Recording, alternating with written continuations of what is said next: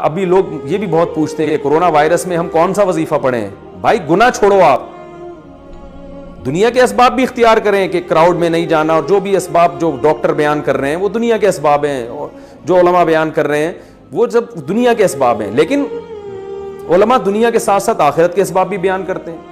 آخرت کے اسباب یعنی کورونا وائرس کے جو دینی اسباب ہیں وہ کیا ہیں؟ رسول اللہ صلی اللہ علیہ وسلم نے فرمایا جب کسی قوم میں بے حیائی آتی ہے تو ایسی ایسی وبائیں آئیں گی کہ تمہارے باپ دادا نے کبھی سنی بھی نہیں ہوگی.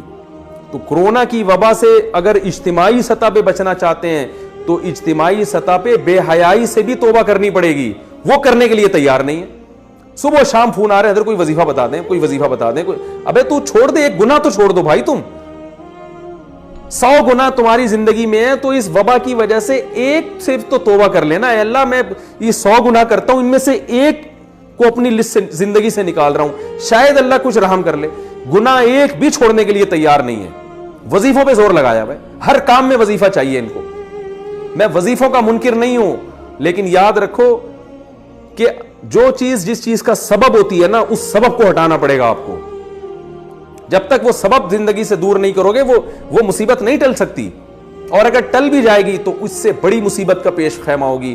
کیونکہ فرعون پر جب مصیبتیں آئیں تو مصیبتیں ٹلی ہیں. فرعون اس خوش فہمی میں مبتلا ہو گئے کہ ہم نے تو توبہ بھی نہیں کی, موسیٰ علیہ السلام پر ایمان بھی نہیں لے کر آئے, اور پھر بھی اللہ نے مینڈکوں کا عذاب بھی ہم سے دور کر دیا, جوؤں کا عذاب بھی دور کر دیا.